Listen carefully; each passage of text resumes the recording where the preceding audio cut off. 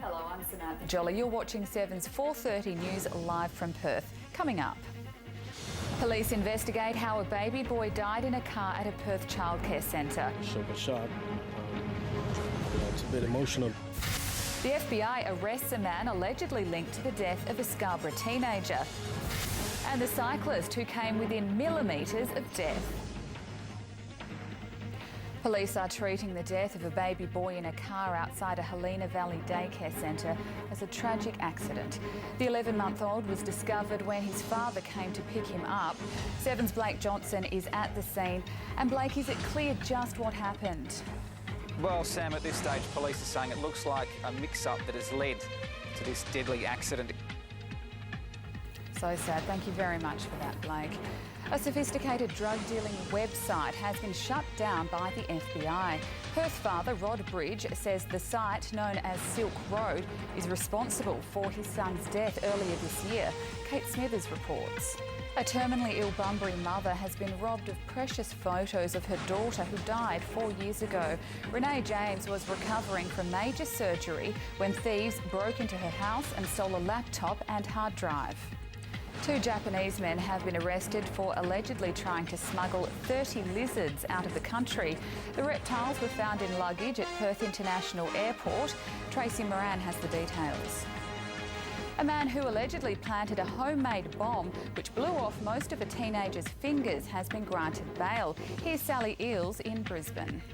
A fleet of tall ships has made an impressive arrival in Sydney to launch the Navy's International Fleet Review.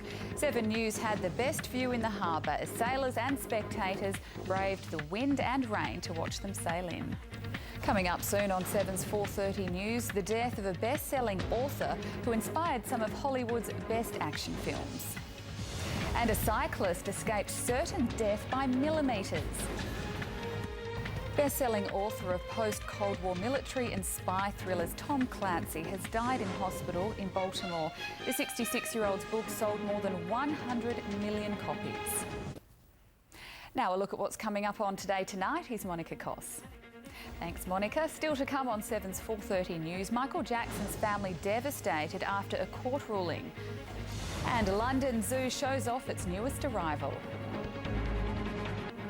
An historic mill in Greenock has caught fire, causing $1 million damage. Noel Brunning is at the GWN 7 News desk with the details. Thanks, Noel. Coming up next on 7's 4:30 News, the Australian captain in doubt for the first Ashes test and a wet weekend expected for Perth.